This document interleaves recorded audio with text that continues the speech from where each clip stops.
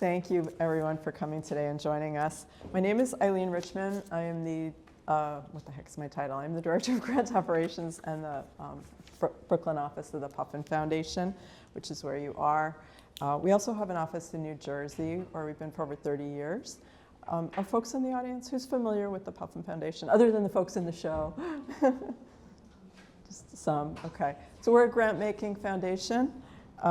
And we believe that art can be a powerful catalyst for social justice and social change.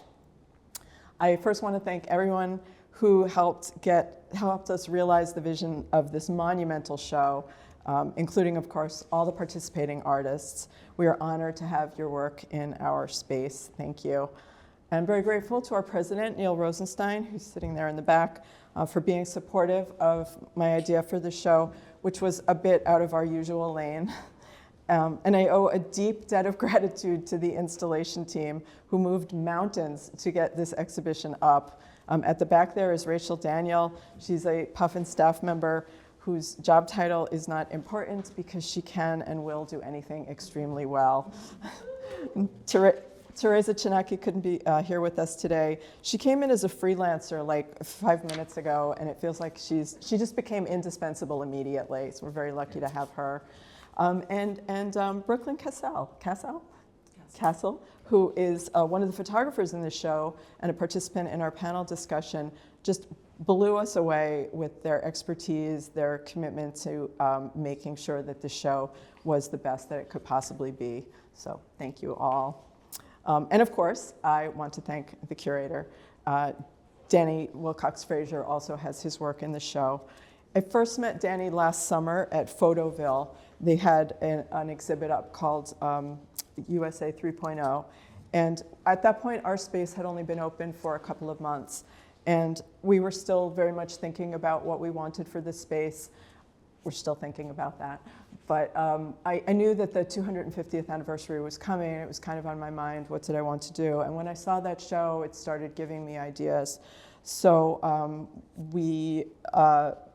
you're going to hear more about the themes of the show, obviously, during the panel discussion and from Danny. But before I turn things over to him, I just wanted to say that working with Danny for me was a kind of microcosm of the ideas behind this show. We are definitely not carbon copies of each other. And to give just a very small example, I am a plant-based person, and Danny is a hunter.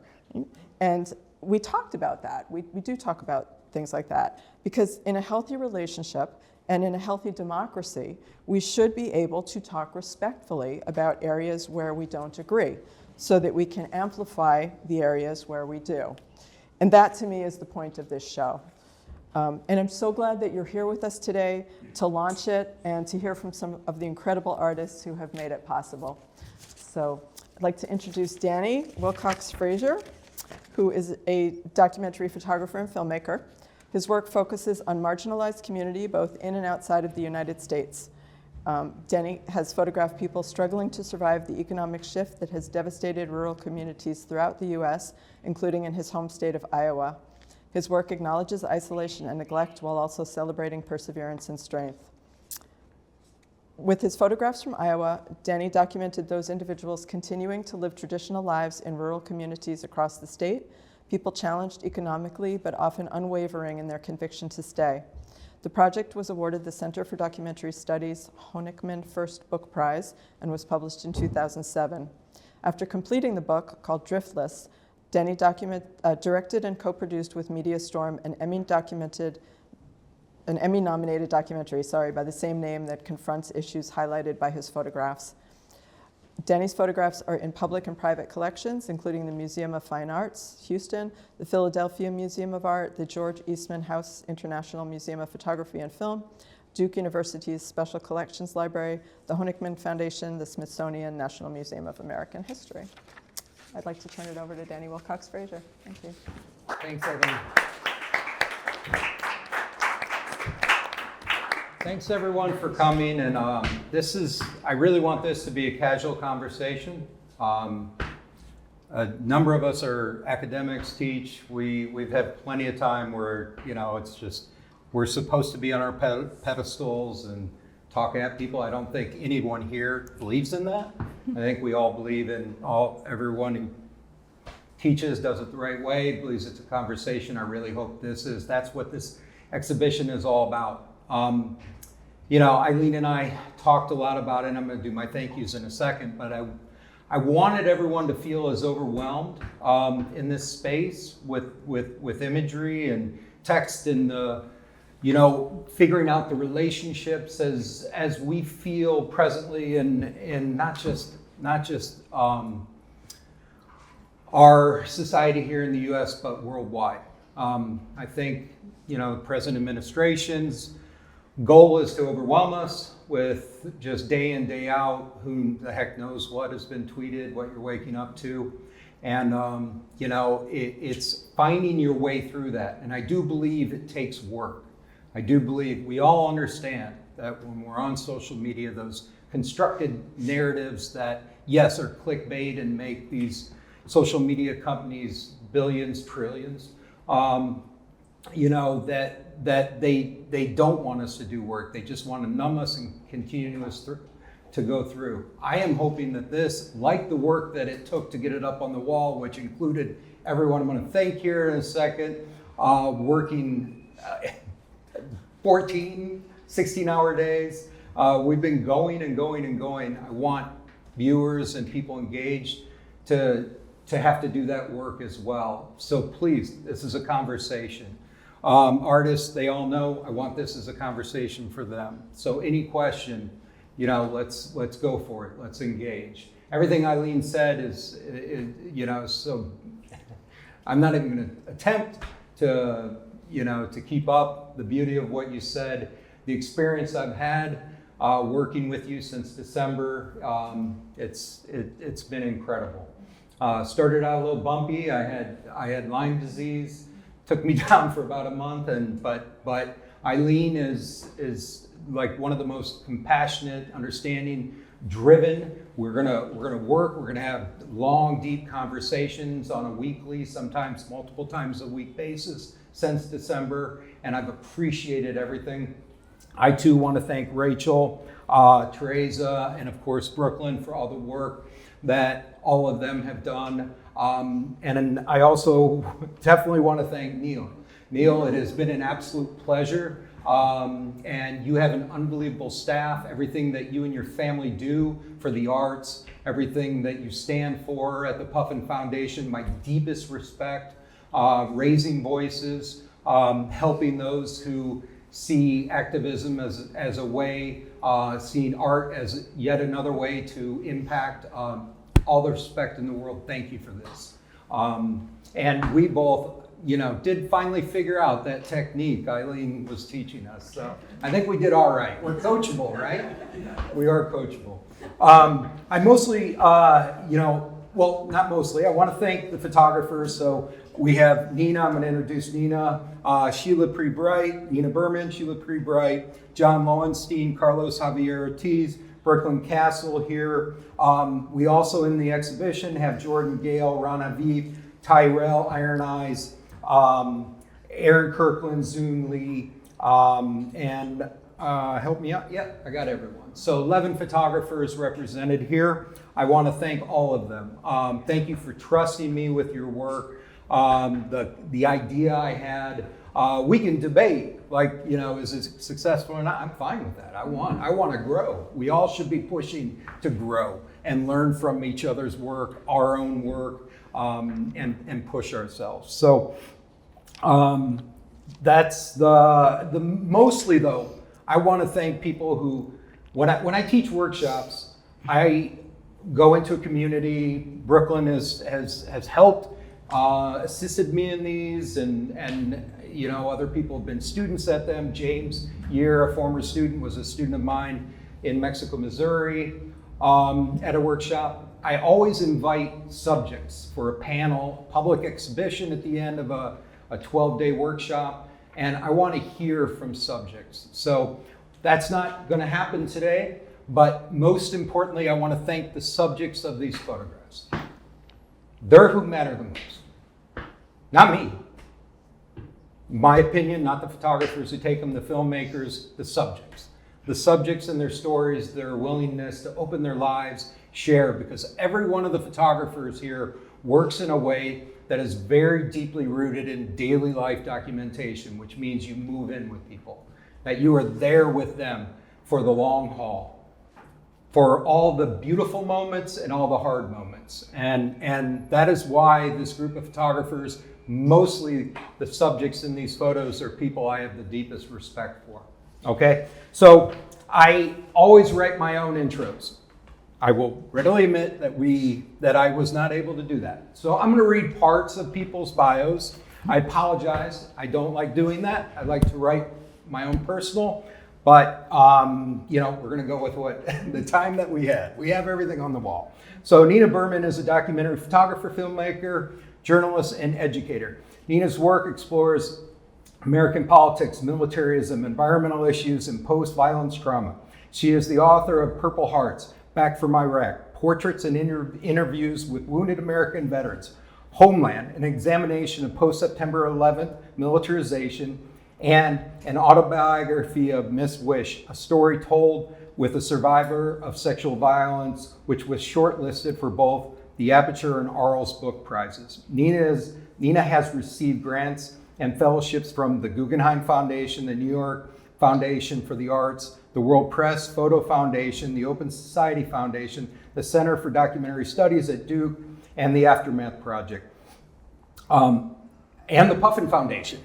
And sorry, make sure I get everything here. Her work has been exhibited at more than 100 venues, including the Whitney Museum. Help me out, the pronunciation, I don't want to. The Rijksmuseum. Rijksmuseum, thank you. The Rijksmuseum.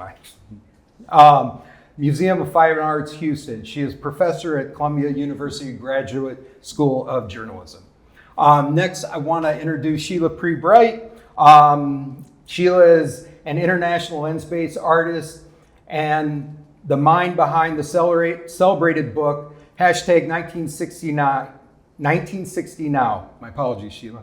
Photographs of civil rights activists and Black Lives Matter protests.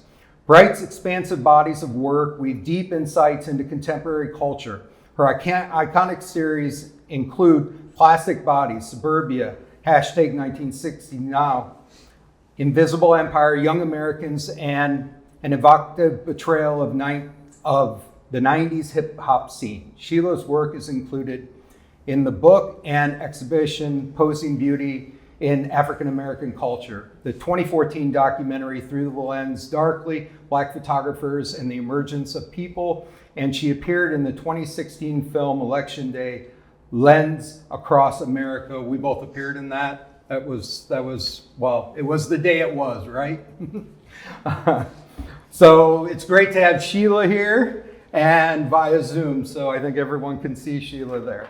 Brooklyn T. Kascel is a queer photographer from Iowa who makes nonfiction photographic essays, working within the sociological framework of human ecology. Brooklyn interacts with themes of gender, queerness, Christianity, the family unit, and current events to study social systems. Brooklyn was selected for the Leica Women Photo Project VI7 mentor program, attended 7 academies, level 3 seminar in Arles at the Alexandre Boulard campus in Arles, France, and is a grant recipient from the Magnum Foundation. Recent exhibitions include USA 3.0, curated by myself and Ron Haviv, Festival Off, Arles, France, Photoville, Brooklyn, New York, and If This Isn't Love, curated by Jenny Dale and Werner Paul, Leica Gallery DC, Leica Gallery Boston. Carlos Javier Ortiz, there he is. Born in San Juan, Puerto Rico, is a director, cinematographer, documentary photographer, and visual artist whose work explores urban life, social justice, and enduring impact of structural inequity. Through photography and film, Carlos combines personal narratives with broader social and political histories, creating work that fosters empathy and critical engagement with contemporary issues. Influenced by tradition of social realism and humanist storytelling, Carlos examines themes of race, migration, violence, labor, and community resilience. He is the recipient of a National Geographic Explorer Fellowship and a Guggenheim Fellowship. Jon Lowenstein specializes in long-term, in-depth documentary explorations that confront realms of power, poverty, and violence. I apologize, my mouth is dry. Through the combination of filmmaking, photography, experimental writing, and personal testimonials, he strives for unsparing clarity, for revealing the subjects of history that lack voice. Jon's commitment to social justice through community engagement runs both deep and long. Jon has been recognized widely for his work exploring migration, wealth and inequity, and community resilience, including being named a Guggenheim Fellow in Photography, National Geographic Explorer, and TED Senior Fellow. Jon won the Dorothy Lang Paul Taylor Prize and is a Nikon European Ambassador and founding member of NORD. Okay, so again, I apologize for just reading there, but I want quickly, hopefully you can even go faster, everyone, just talk, you know, unless you really want to read from your statement, but I would like an introduction of the project so people understand in your voice instead of me. I mean, my vision of how your work works within this exhibition, you know, is on the wall. But I want to hear in your voice your work. So I would like to start with Nina, please. Okay. Hi, everyone. Thank you for spending some time here with us today. Thank you, Puffin Foundation, and to Danny. So the work that's on the wall is from a couple projects. It's up there. There's the picture Soldiers on the Red Carpet, which was made a couple days after we started bombing Afghanistan in October 2001, and was the first picture in what became a book for me called Homeland, where I was trying to grapple with this very accelerated militarization and this idea of a kind of state-sponsored performance art, where we're all unpaid actors, really, unpaid extras. Or so that's how it seemed to me with all of these, you know, constant training events and simulated attacks. And really I was trying to deal with my own confusion about how much of my own critical thinking was being manipulated by the propaganda I was hearing every day in New York City. And then while I was doing that work, I was simultaneously looking at returning war vets from Iraq. And so the 4 square pictures over there from this book, Purple Hearts, where I wanted to know what it meant to be wounded in this war. And for those of you who may remember, I look at this room and I see a lot of young people. So maybe you're really young at that time, but the government tried to limit our ability to see wounded soldiers, to see coffins. There's a ritual that happens in all American wars where bodies are returned to Dover Air Force Base, and that was closed to press for a long time. And so having had experience with Vietnam vets early in my career, I sought out these really critically wounded people and photographed them in their homes and did interviews. And then the vertical picture of the couple on their wedding day, it's Ty Ziegel and his bride Renee Klein, and they were from Illinois. They were high school sweethearts, and they got divorced soon after the wedding. They were really not up for the sort of feel-good story that the community and so many people were trying to impose upon them, that somehow love was going to conquer all of the trauma that they faced. And he sadly died of a heroin and alcohol overdose a few years later. So why my work is here, I don't know.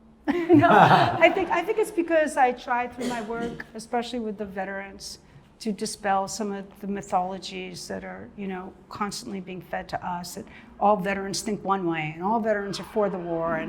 And my conversations with them, I realized that it was very, very complicated, and that for the veterans in the room, it's rare that that soldiers and servicemen fight for their country. Really, they're fighting for the loved ones next to them, their brothers, and yet, we're just fed this idea that, rah rah, veterans go. I'm wounded. Fix me up. I'll go fight again. It is, anyway. So I'm rambling, but I think that's why my work is here. Beautiful. Thank you, Nina. Sheila.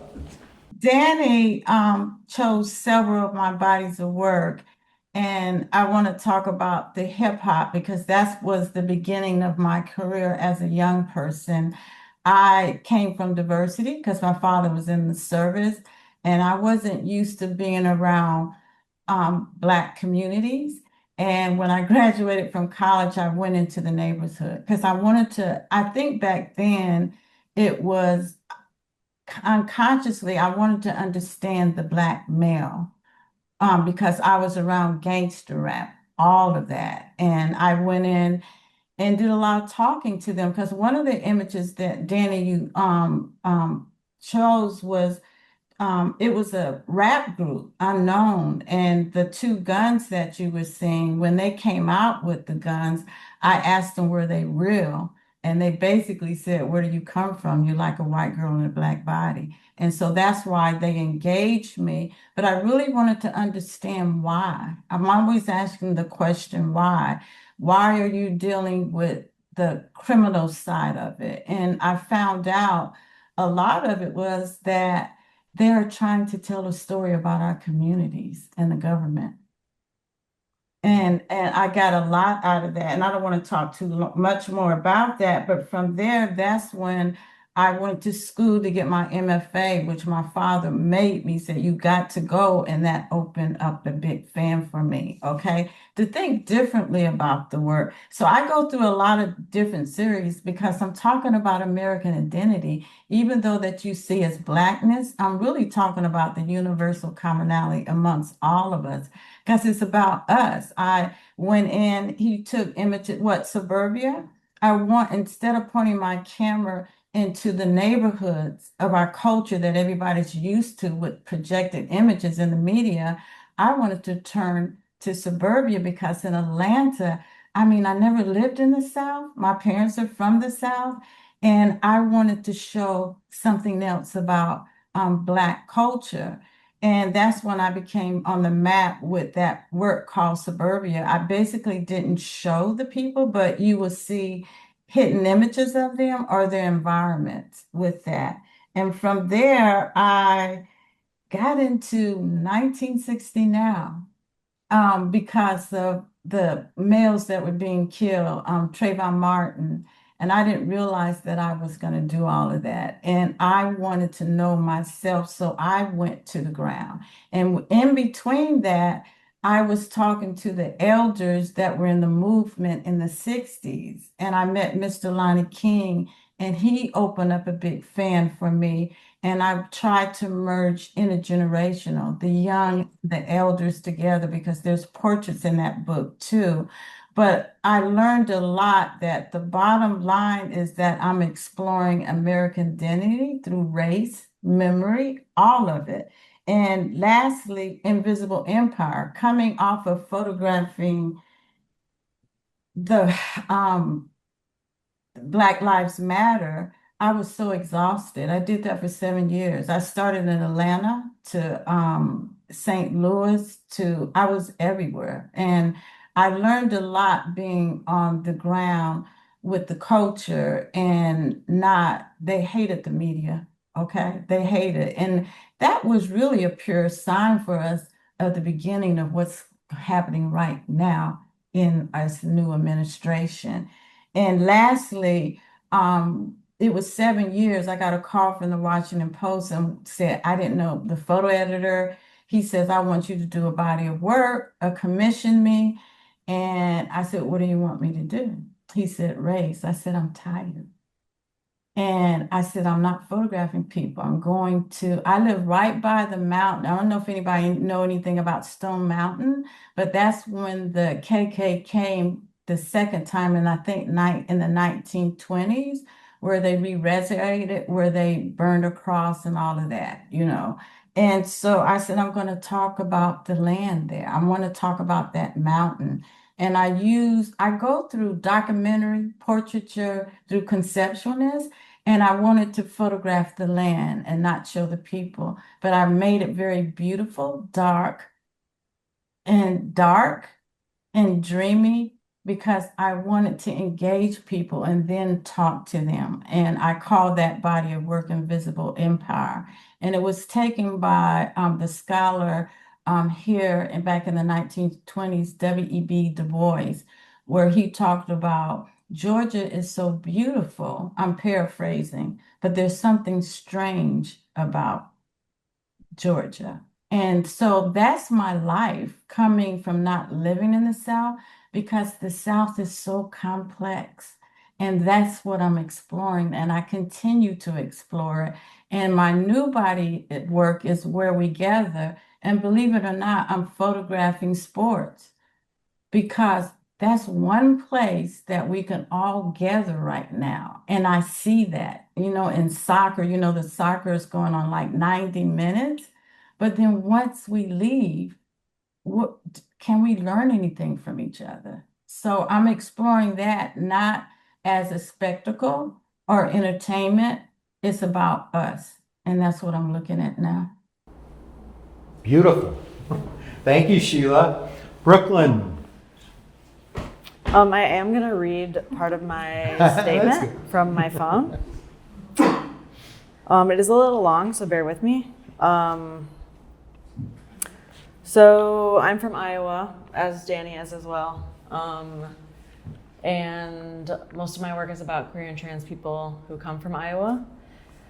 And specifically, just the restrictive nature of being a queer trans person in the Midwest, how that has changed over the years, and how that narrative is kind of spreading across the country. And it's not really, like when I first started my work, it was a lot about location. And now 10 years later, under this current administration, all of these things that you have to think about in the Midwest of like, where are you gonna go? Like walking around. There's places where you just like can't really do that in the Midwest.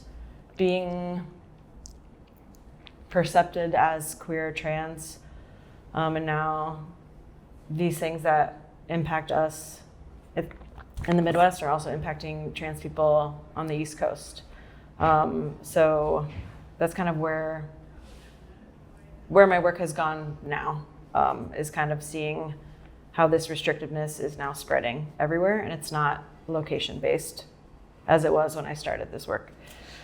So I have two projects that kind of are under the same umbrella, but different chapters. So the first chapter is called Fear and Loving, focused exclusively on queer and trans people who live in the Midwest, a place of distinct beauty, a place I love, but somewhere that is not welcoming to all. These pictures are a glimpse into two long-term bodies of work that I've developed inside this zone of the US for 10 years. Since 2017, I have photographed my queer and trans peers across the greater Midwestern region in the ongoing series Fear and Loving, which has 3 pictures in this show, in the first section over there. Since 2017, I photographed my queer and trans peers across the greater Midwestern region in the ongoing series Fear and Loving by combining autobiographical documentary and conceptual imagery from my home state of Iowa, the first state in the nation to remove gender identity as a protected class from its civil rights, from its state constitution in 2025. I chronicle interpersonal exchanges fastened within the Midwestern landscape during the newest anti-LGBTQ era in America. And I say newest because attacks on queer trans people have been happening forever. And this is what we're seeing now is just a newer iteration of that. It's not like a new genesis. And then the second project is about trans and non-binary people in Missouri who are unable to access healthcare because of a very restrictive state government. And I think the other thing that's important to talk about in like all this legislation that we're seeing is that it's very purposeful, and I personally think it's about control. Like the state wants to control everything that we all do, despite gender or race or class. And then depending on which group you identify with, the state is going to come after you in a specific way. So I think this work is just an example of what has always been for queer and trans people, and what the future is for us. And a big reason for this continual cultural shift to the right is due to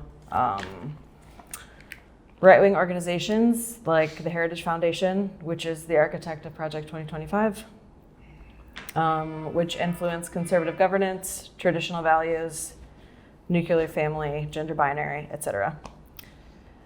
And these groups also have a lot of power in politics because they help draft legislation. And a lot of that legislation is taken from these groups and then sort of weaseled into our policies. And back to Missouri. I never got the sense of hopelessness in Missouri, but rather witnessed overwhelming feelings of resilience and love. When I was there, it seemed to be understood and unspoken that the U.S. government's overreach and discrimination against trans, non-binary, and gender diverse people in America, no matter how terrifying or exhausting, will always be overcome with support for each other. And our community can never be erased. Thanks, Brooklyn. Carlos. Yeah. Okay, great. I really don't want to take too much time. So, Inherit America is just a combination of different projects that I've either spent a decade working on, months working on, or years. And it's really a look, a process of an internal view of America for me over the decades, from the beginning of 9/11, when my cousin died in the World Trade Center, to the ending of the election of Barack Obama. There's really not a lot of Trump per se in the work, in the whole body of work. There's just a few images, I believe, in the exhibition. And I'm working on a book, and it's really like an internal look at the country, how it reveals itself, how we have stood up as people of color, as people in general, to the inequities of this country. And I believe a lot of it is obviously my point of view as a Puerto Rican male, who's mixed race, and just has an almost a different perspective of how we look at the news, how we cover the news, how speaking for myself, how I come back and forth between subjects and issues throughout time, and what's left over for us to see, and what we inherit, what we keep as a country. Thanks, Carlos. Jon. Hey, everybody. Thanks so much for having us at the Puffin Foundation, and for Danny for curing this. It's so great to see familiar faces like Nina, and new people I haven't met like Sheila and Carlos. I know Carlos. I mean, Carlos, Danny, and Nina, I go way back, but it's so exciting. My work focuses, I've been doing a lot of work for a long time about diaspora communities, about places that are kind of just left behind in the United States, and really focusing on resilience and the moments that in the communities that just make life special. And so I started in the year 2000. We worked on a project called Chicago in the year 2000, and that's when I met this family who had just migrated, And the question we asked at that time was like, okay, in 1,000 years, what's going to be relevant to life about, life that's going on now? What will people want to look at? And so I was looking at what's going on in the city, and I said, I saw like the migration was really important already from Latin America and from Mexico.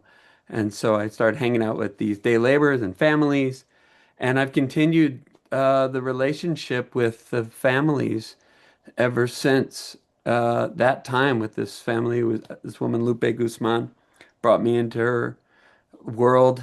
And there was just at that point about 80 different people who had migrated within about 5 years. And those folks now are still, some are living. Lupe has returned to Mexico. She's fighting cancer and it's been a very tough time. Other people have been deported. There's been family members, people who I've photographed now have kids. And so that beautiful kind of resilience and migrant trail that is so often maligned in the media and has been under direct attack for many years and increasingly by the US government.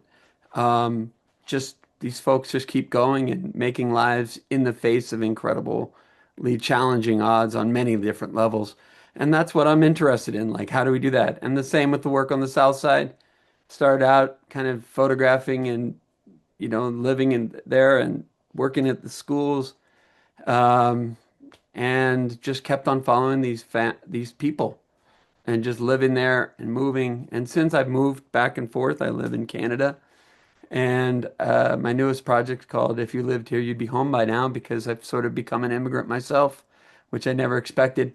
And that experience of sort of trying to find your place in a new place is really was harder than I kind of expected. And leaving behind a place that you love dearly and trying to maintain connection in that phase has been really powerful and interesting. So the work has taken on even more significance, I would say, in my own life as I've had to contend with that, and also seeing what's going on in our country and that impact abroad too.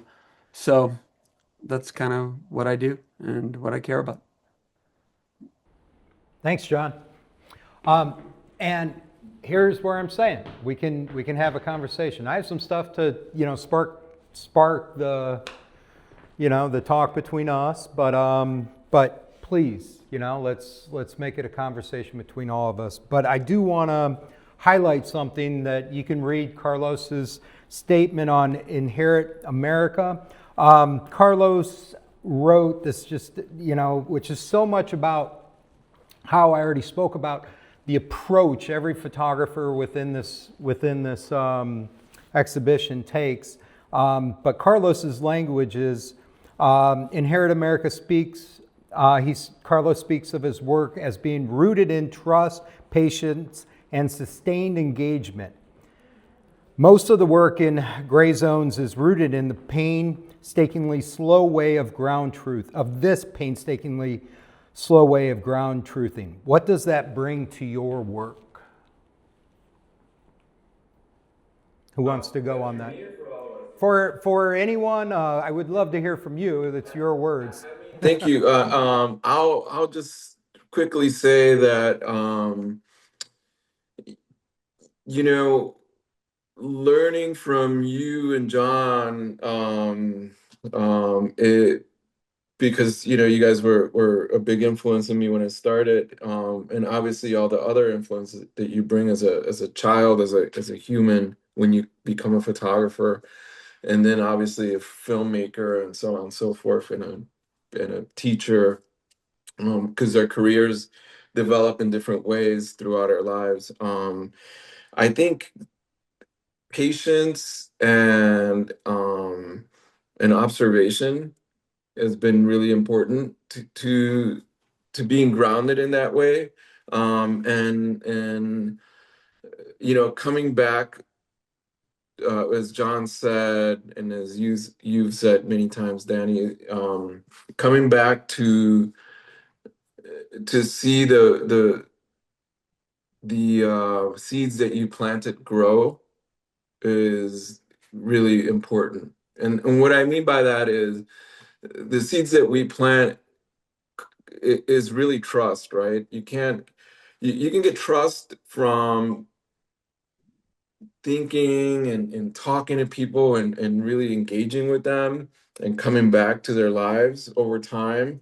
You can get trust by giving them a Polaroid, um, and showing them how beautiful they look, right? So I think part of the work, and sometimes you're just doing journalism where you're in and out, but then you come back years later to see what happens, right? And I guess I'm losing the concept of your question, but I think in general, it's the stake, the stake that we have in creating history as photographers, and I think we all have that in the room, that these images are real, that these images hold a placement in history, as evidence for a discussion, as we're doing now. So I guess I'll take from that and ask, and I'm pulling from what Nina said earlier with her work post 9/11, or post the invasion of Afghanistan from Homefront. Homeland, sorry, thank you, Homeland. You said it's response to propaganda. So in working in this way, are we able to, in hopefully discovering those truths, which, yes, it's a subjective act, right? I mean, everything that is outside of our frame is as important as what's inside of the frame. But we make a subjective decision of what to include and what to exclude. What in working in this way helps a viewer, helps society, humanity better understand, Nina, something that's closer to, I'm not going to use that word, truth, but something closer to, the lived experience of your subjects in Marine Wedding? Well, I mean, for lots of reasons, I think I'm just very attuned to state propaganda and have always felt slightly terrified that it was gonna poison my mind. And so I'm always reflecting on, why am I thinking this? Is this an authentic idea of my own, or is this somehow has been imposed upon me in ways that I'm not really quite aware of? And so a lot of the reason why I go out and photograph is to learn from myself. And yeah, sometimes I have certain misconceptions when I'm starting a project, or certain ideas that I realize then are not accurate. And I don't know about the other photographers here, but when my misconceptions are revealed to me is when I get very excited about the possibilities of a project. And so with these veterans, I went in thinking certain things and realized that those things were not correct. And that's when I understood that I was onto something. And also when the state tells you you shouldn't be photographing something, or you should only photograph it one way, that's a good indication for me that I should keep going, and to try and reveal something else. But the truth of the matter is, and this, Danny, and other vets, vets here in the room maybe know this, is that there's a big military-civilian divide in this country, and it's intentional. And so there's military, we're taught see civilians as, losers, lazies, whatever, and civilians see military as gung-ho, whatever. And this is not really the case. And so a lot of the words in the book are not so much about what they did in Iraq, but who they were and where they came from. And that, to me, I think, was an important contribution. I hope that I that I made to kind of chipping away at the propaganda machine of the American military and the American state. Beautiful. So what I take out of that is the time in working, as Carlos so beautifully stated,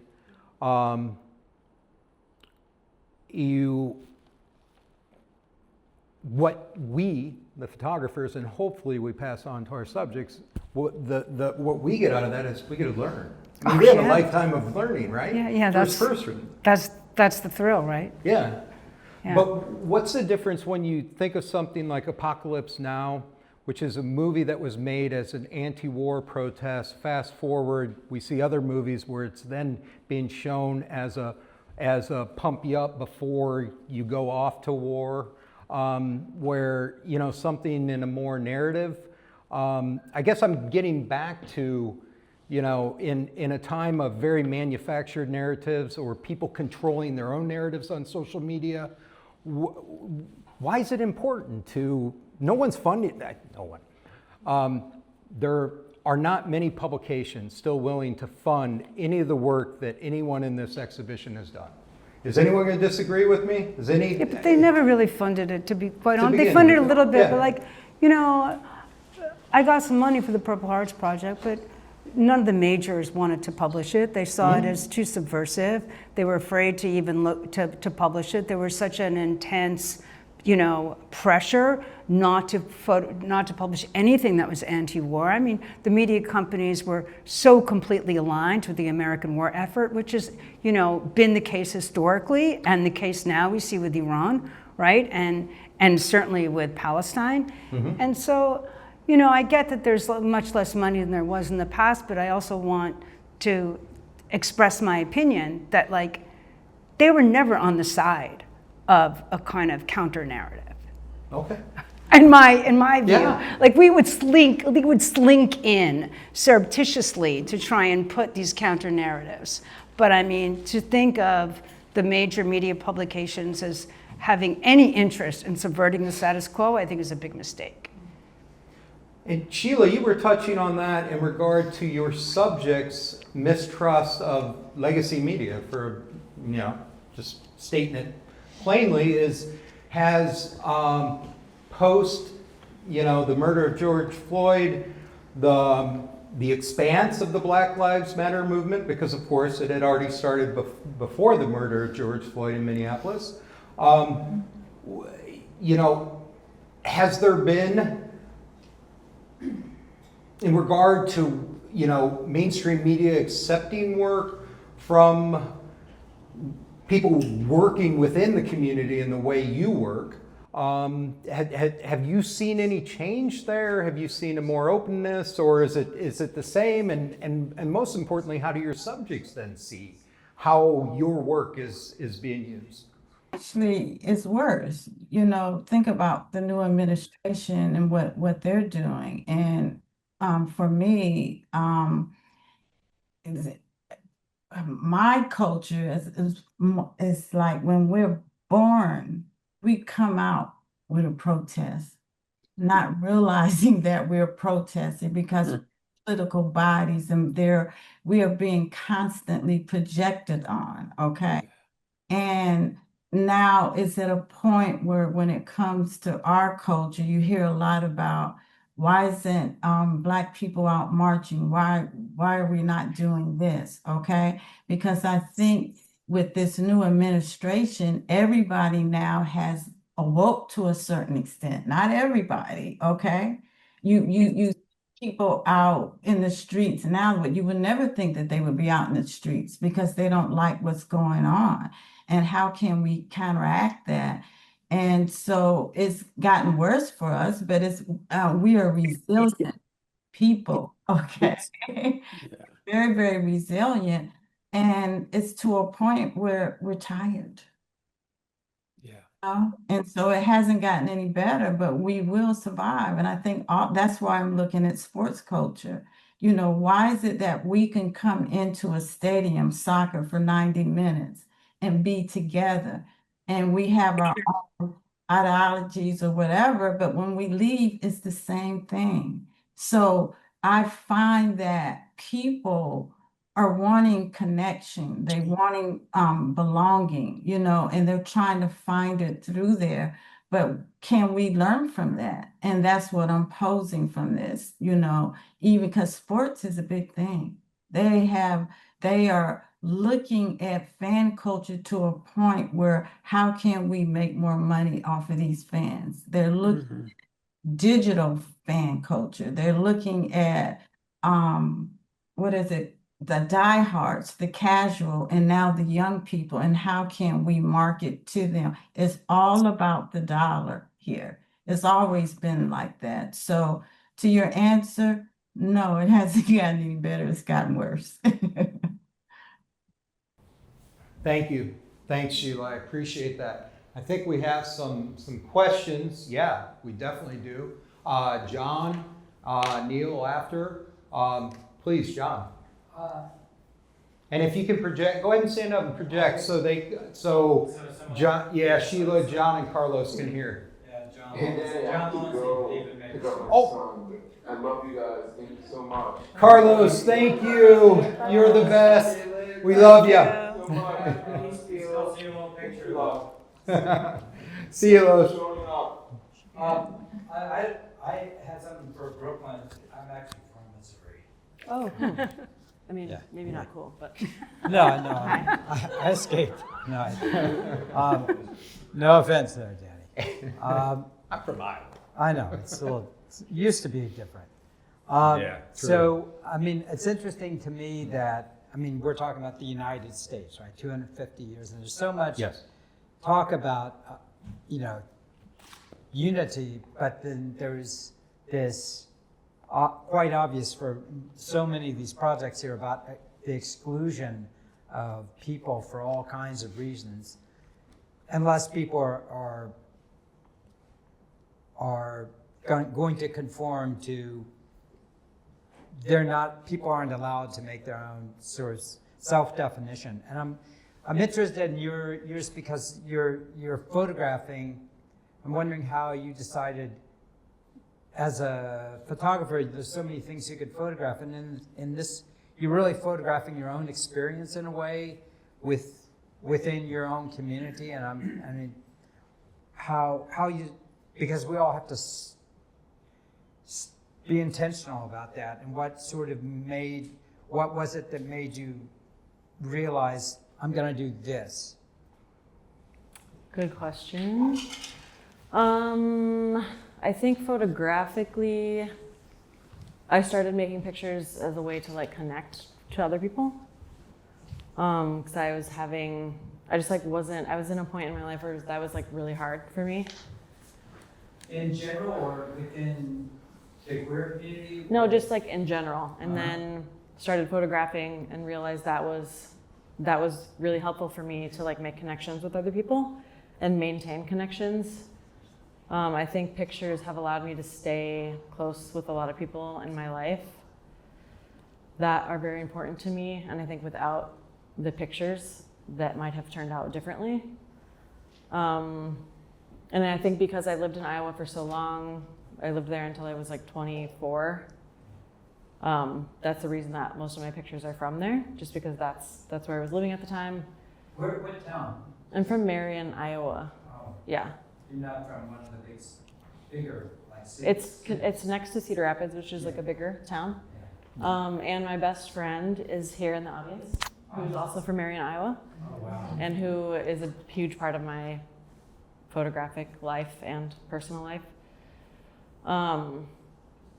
And yeah, both of these projects, I think, were born from my own experience of trying to be queer and non-binary in Iowa, which is like such an expansive, beautiful place, but like lacks the ability to welcome differing identities, in my experience. And I don't think that has gotten any better in Iowa either. Does that answer your question? I mean, yeah, it does. And then Missouri, I chose Missouri because at the time it was in the Midwest region and the United States as a whole was introducing the largest amount of anti-trans pieces of legislation.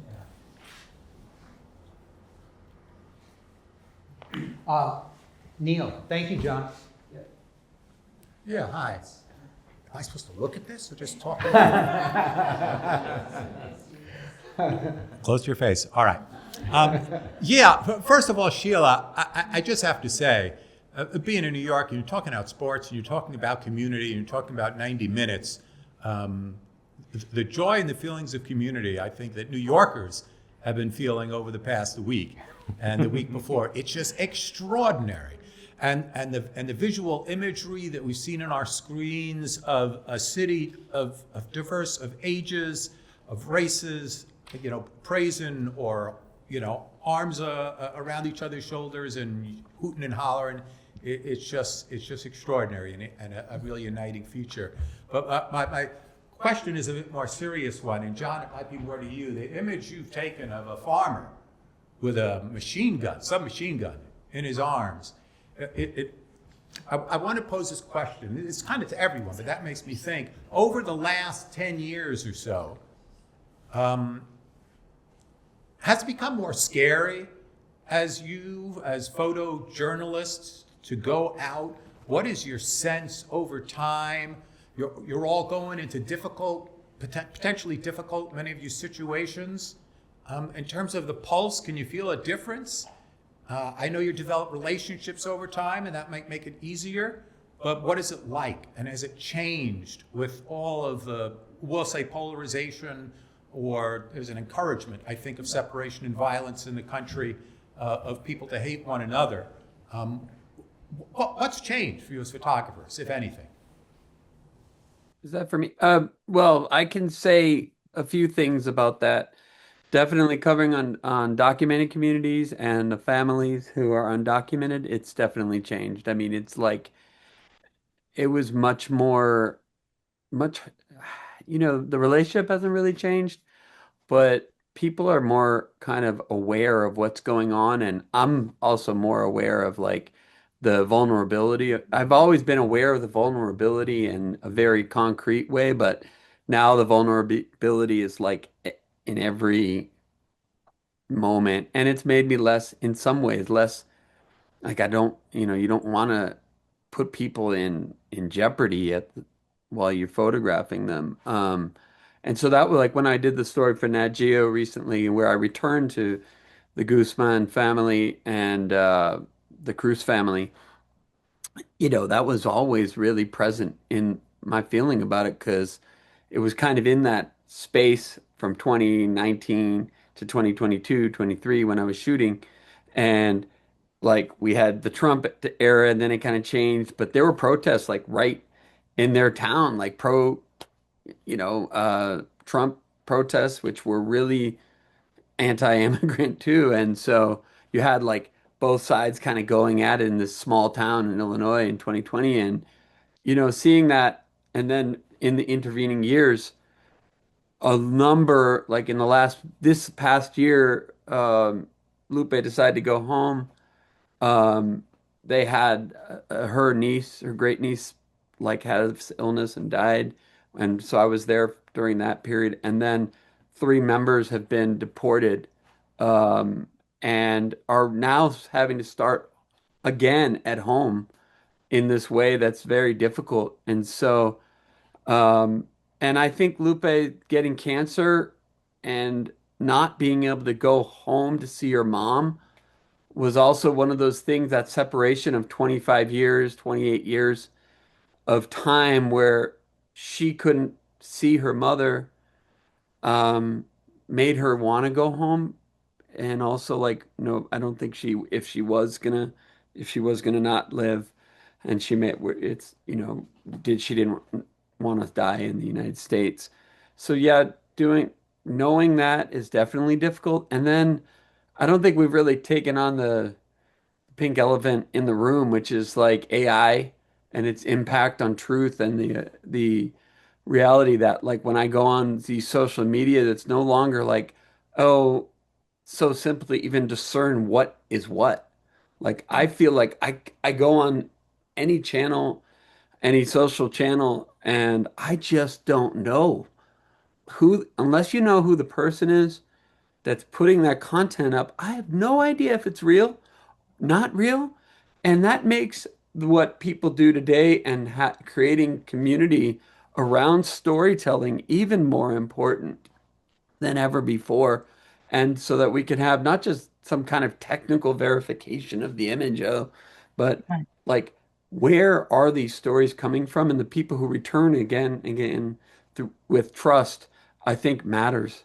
So that's kind of where I'm coming from these days, is really thinking about how to develop those spaces so that we can actually keep telling stories that can actually get out there too, and get out, be trusted, and also just increase our distribution and ability to disseminate work that isn't on massively exploited channels.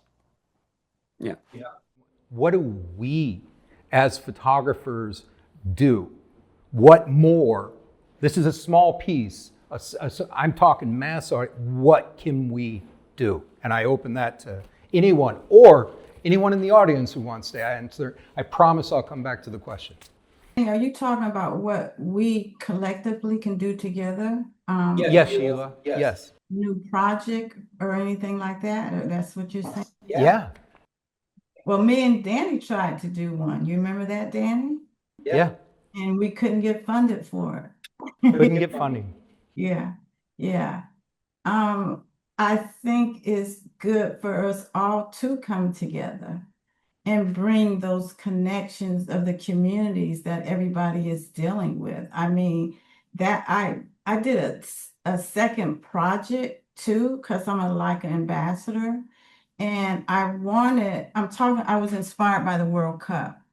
And I'm going to get to my point real quick. Inspired by the World Cup, but I felt that people coming to Atlanta, the global world, they look at Atlanta differently, because when I travel out of the country, in the country, they always projecting on me about Atlanta housewives. And I wanted people from out of the country to look at Atlanta in a different way. So I got 3 women photographers. One photographed the HBCUs, that's a community. One did the queer community, which is a community. And one did a diverse of different ethnic groups of portraiture. So I had an opening and everybody came out. All those That's different cool. communities came out together. That's cool. President of Leica came down, and the VP of marketing came down, because they were amazed. You know, you think Atlanta is just a black and a white town. No, it's not. Okay. So I think that's a start with all of us, what we're doing in our communities, and bring it together. And that's how you get everybody together, you know, because it's really about us and how we're going to move in the future.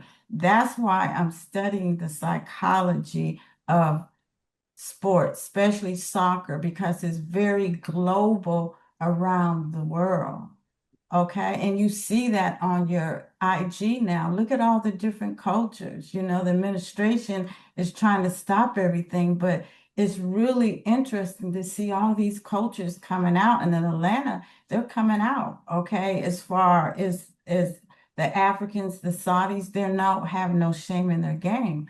But somebody was saying earlier, since I am shooting sports culture, some people do not want me to photograph them because of the administration. They don't want to be seen, and I respect them for that. Yeah. That's my little 2 cents. Did anyone else want to touch on that? I have some questions, or just go to them. Yeah, soon? Okay, 2 more questions and we'll call it. Yeah. Actually, this is predominantly to Brooklyn and Sheila, but like to everyone as well. Inspired by that photo you took of Hal, was it, while cutting their hair? Mm-hmm. I'm really fascinated by the idea of the work that goes on when the camera is down. And if you could speak more to how that relates to trust building, how that relates to the access points that you were discussing, that growing sensibility of people or awareness that people have that like we're being perceived and how we're seen, And how do you diffuse those things by like putting your camera down and working with them just person to person?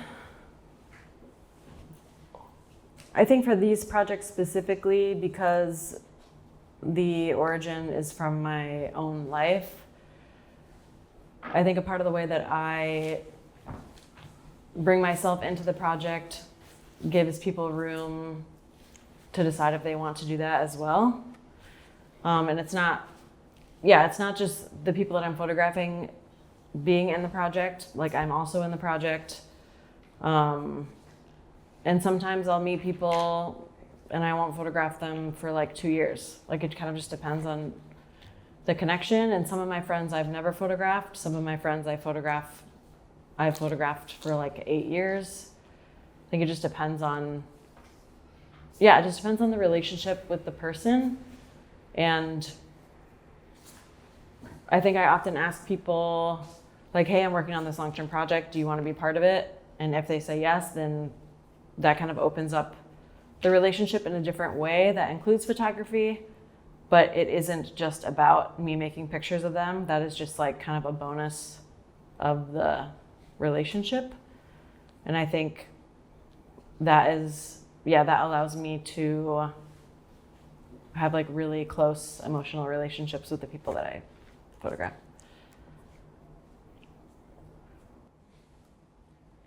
Good. I think James had one. Yeah, I've been photographing trucking for No, about. just the question, the very end okay, question. gotcha. Come on. All right. Yeah, I've been hanging out with right-wing truckers for about like the last 4 years, and I've been seeing a pretty substantial political realignment where even like hard right-wing conservatives are starting to sound increasingly progressive. I was curious if anybody else is running into that. That's perfect. Thank you. I think they heard it now. Yeah, and the reason why I wanted John to hear that, I was asking John about the what has been reported in U.S. media about Alberta, right, John? What we were talking about in regard to what I think U.S. media is overblown as a Quebec-like. Separatist. Separatist. Yeah. So why don't you maybe talk about that a little bit, because I think that's gonna help James here. I get in trouble, man. I don't know. What little I know about in Alberta, there is a movement for separatism from to join the U.S. or also just separate from Canada. That is real. And the numbers, from what I understand, it's very hard to know what the actual numbers would be if there was a vote for it. It probably wouldn't pass, but a lot of people won't tell you where they stand on it. So a lot of people are like, I have a good friend. He's like talking about it, and he's a progressive person, but he's also like, I'm that person who I don't know how I'd vote. So it's very interesting because he's pretty left wing, and at the same time, he's like not super like excited about a unified Canada. So I thought that was interesting, but to be honest, I'm not an expert on this. So, and I definitely don't know what's going on in America with the right wing truckers. We have like this incredible opportunity in what we do to learn firsthand, and your question is spot on. Everyone's got personal experiences, and I think if those conversations, and I think that's what this is about. What I hope it's about is those conversations happen, and we find that there's more in common than there is for those institutions who want to divide us. Can I say one quick thing? Yeah. So, Please, Nina. I've had quite a lot of experiences where I've either taken my own work and in collaboration with one of the veterans, like taken it out of the magazine space or the gallery space and brought it into schools, brought it into community spaces. And this was not a natural thing for me to do.